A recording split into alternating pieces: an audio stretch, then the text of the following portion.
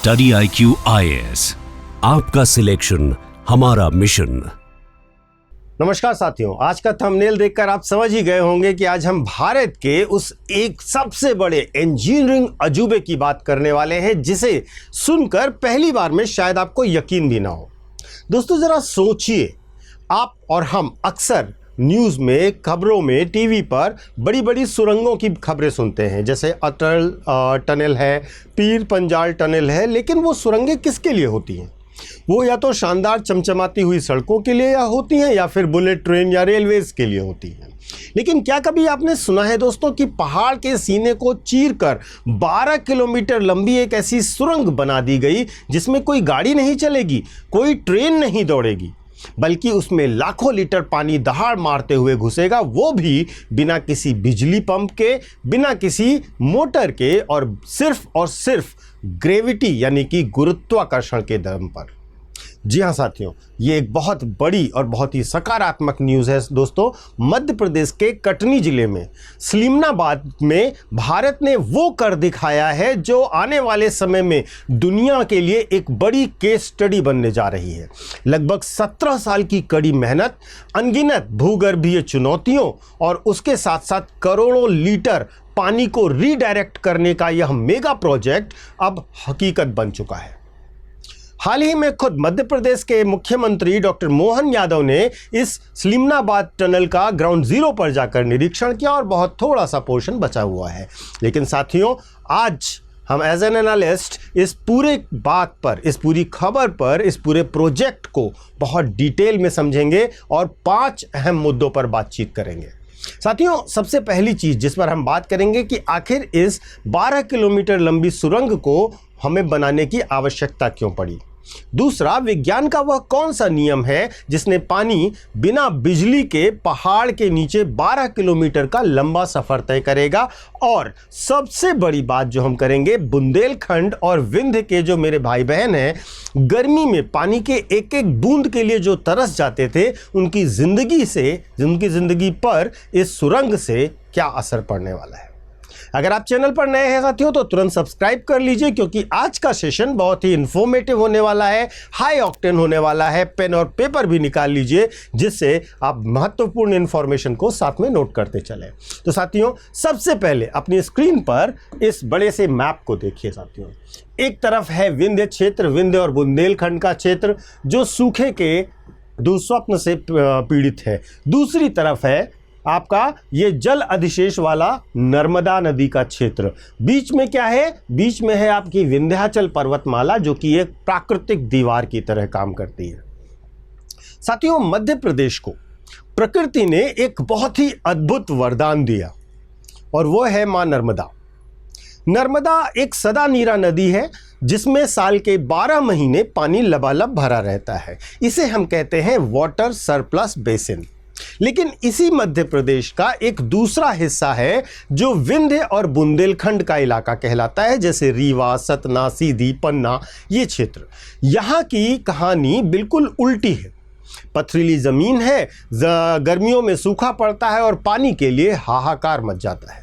इसे हम कहते हैं वाटर डेफिसिट एरिया। तो साथियों, अब सरकार के सामने चुनौती यह थी कि इस सरप्लस पानी को, जो ये सरप्लस पानी यहाँ नर्मदा नदी का है, उसको इस डेफिसिट एरिया में ट्रांसफ़र कैसे किया जाए। रास्ता बहुत लंबा था और सबसे बड़ा रोड़ा था बीच में ये जो प्राकृतिक दीवार बनी हुई है, ये जो विंध्य पर्वत श्रृंखला बनी हुई है। तो साथियों, अब यह विशाल पर्वतीय इलाका एक बाधा तो बन रहा था। अब आम आदमी यह सोच सकता है कि सिर्फ नहर बना देते, पहाड़ के ऊपर से पानी ले जाते। लेकिन साथियों, यहीं पर विज्ञान और अर्थशास्त्र आ जाता है। अगर हम पहाड़ के ऊपर से नहर ले जाते तो हमें 2 बड़े नुकसान होते। पहला नुकसान ये होता कि हमें पानी को ऊपर चढ़ाने के लिए हजारों मेगावाट बिजली चाहिए होती और भारी भरकम पंपिंग स्टेशंस की ज़रूरत पड़ती, यानी कि हर महीने करोड़ों का बिजली बिल आता।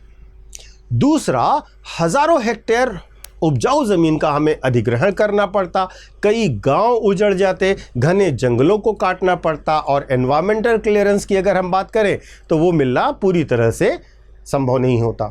तो इंजीनियर्स ने इसके लिए एक बड़ी अच्छी ट्रिक निकाली। उन्होंने कहा हम प्रकृति से लड़ेंगे नहीं, हम विज्ञान का इस्तेमाल करेंगे। उन्होंने तय किया कि हम पहाड़ के ऊपर से नहीं बल्कि पहाड़ के पेट को काट कर नीचे से पानी ले जाएंगे। अब साथियों, इसे टेक्निकल भाषा में अगर हम कहें तो इसको कहा जाता है gravity fed water conveyance system. सरल भाषा में मैं आपको समझाता हूं जिससे आपको आसानी से समझ में आए। जैसे मान लीजिए कि आपके घर में जो पानी की टंकी रखी हुई है ना, जो छत पर आप पानी की टंकी रखते हैं, उस पानी की टंकी से नीचे पानी लाने के लिए क्या आपको किसी मोटर की ज़रूरत पड़ती है? नहीं ना, पानी अपने आप ढाल के सहारे नीचे आ जाता है। ठीक इसी तरह इंजीनियर्स ने इस 12 किलोमीटर लंबी सुरंग में एक बहुत ही सटीक ग्रेडियंट यानी कि ढाल बनाई, कुछ ऐसी, ठीक है। और नर्मदा की दाईं तट नहर जो राइट बैंक कैनाल है, इसका पानी इस सुरंग के एक छोर से घुसेगा और दूसरे छोर पर बिना एक भी यूनिट बिजली खर्च किए प्राकृतिक ढाल के सहारे 12 किलोमीटर का सफर तय करके दूसरी तरफ विंध्य के मैदान में आ जाएगा। इसे आप कह सकते हैं स्मार्ट इंडियन इंजीनियरिंग। साथियों, अब आपके मन में सवाल आएगा कि सर बात तो बड़ी सिंपल है, ये तो सिंपल हमें भी समझ आता है, फिर इतनी सिंपल सी चीज़ को बनाने में 17 साल क्यों लग गए? तो साथियों, 2008 के आसपास ये प्रोजेक्ट शुरू हुआ था और प्रोजेक्ट 2026 में आकर पूरा हो रहा है। इसको ज़मीन में जब आप देखते हो ना दोस्तों, आपको लगता है कि कितना आसान है। देखिए, ज़मीन पर जब आप सड़क बनाते हैं तो आपको पता होता है कि सामने क्या है और कैसे हमें सड़क ले जानी है। लेकिन जब आप एक जीवित पहाड़ के 30 से 50 मीटर नीचे जाकर खुदाई कर रहे होते हैं तो आप एक अनजान दुनिया में कदम रख रहे होते हैं दोस्तों। सिमलाबाद जो टनल है उसके निर्माण के दौरान इंजीनियर्स को 3 बड़ी चुनौतियों का सामना करना पड़ा। ये वैज्ञानिक चुनौतियां थी, आप उनको समझेंगे तो आपको लगेगा कि यह अवधि क्यों लगी। सबसे पहली चीज़ होती है दोस्तों भूगर्भीय अनिश्चितता। देखिए, कहीं पर इस पूरे विंध्य रेंज की पहाड़ी की अगर हम बात करें तो पूरी पहाड़ी एक जैसी नहीं है दोस्तों।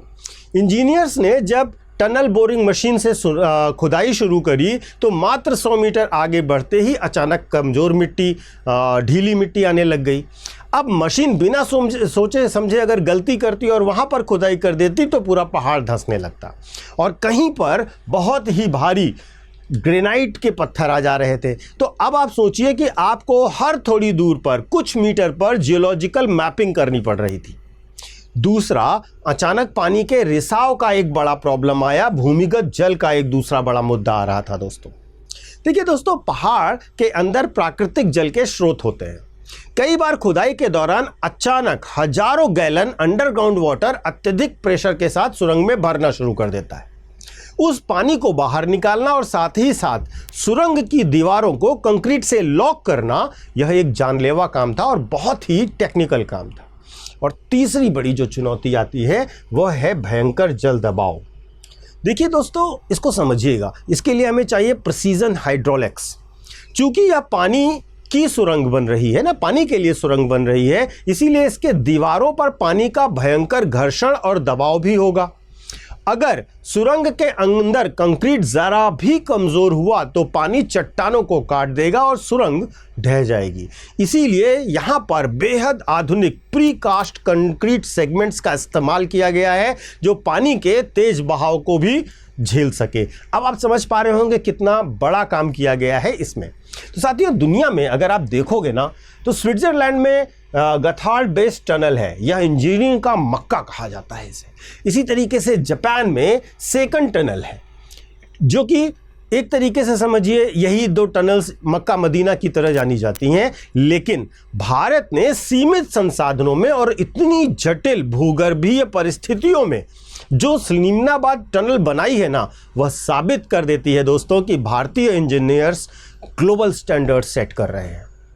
साथियों, अब अगर हम बात करें उस सबसे महत्वपूर्ण बिंदु की जिसके लिए यह पूरा तामझाम किया जा रहा है। क्यों किया जा रहा है दोस्तों? विंध्य क्षेत्र में पानी पहुंचाने के लिए। जमीनी असर क्या होगा इसका? तो मेरे प्यारे दोस्तों, विंध्य क्षेत्र और बुंदेलखंड के किसान भाई अब केवल एक ही चीज के भरोसे अब तक खेती कर रहे थे और वो थी मॉनसून। अगर इंद्रदेव खुश हो गए तो फसल लहलाएगी, नहीं तो सूखा पड़ जाएगा। यहाँ के किसान साल में बमुश्किल एक फसल, खरीफ की फसल जनरली ले पाते थे, और रबी जो सर्दियों की फसल होती है उस समय पानी की कमी के कारण खेत हमेशा खाली रहते थे। पलायन यहाँ की एक बहुत बड़ी समस्या हुआ करती थी दोस्तों, गरीबी आप देखते हैं। लेकिन अब इस 12 किलोमीटर लंबी सुरंग के जरिए जब नर्मदा नदी का पानी इस पूरे इलाके के कैनाल नेटवर्क में फैलेगा तो 3 बड़े क्रांतिकारी बदलाव होंगे। सबसे पहला बड़ा बदलाव होगा दोस्तों फसल विविधीकरण का, क्रॉप डाइवर्सिफिकेशन होगा दोस्तों। अब किसान सिर्फ पारंपरिक फसलों पर निर्भर नहीं रहेगा। पानी की सुनिश्चित उपलब्धता अगर वो हो जाती है तो गेहूं, चना, दलहन, तिलहन और इसके साथ साथ नकदी फसलें और बागवानी फसलें भी वो उगा सकता है। तो किसानों के लिए तो ये वरदान हो जाएगा। दूसरी चीज, ये मल्टीपल क्रॉपिंग कर सकते हैं। जो साल में अब तक बमुश्किल 1 से 2 फसल ले पाते थे वो कम से कम 2 से 3 फसलें, साल भर खेत हरा भरा रहेगा, किसान की आय बढ़ेगी जो 2 गुनी से 3 गुनी तक हो सकती है। तीसरा, भूजल का पुनर्जीवन भी होगा। चूंकि दोस्तों सिंचाई के लिए ट्यूबवेल का इस्तेमाल किया जाता था, वर्तमान में किसानों के द्वारा जो जमीन का पानी सोख ले रहे थे, जिससे वाटर टेबल बहुत नीचे चला गया था। जहां नहरों का सतही जल खेतों में पहुंचेगा तो जमीन का वाटर टेबल भी अपने आप सुधरना शुरू हो जाएगा। तो साथियों, एक बात पर यहाँ पर और मैं कहना चाहूँगा, एक छोटा सा क्रिटिकल पेंच है, क्योंकि हम हमेशा दोनों पक्षों की बात करते हैं।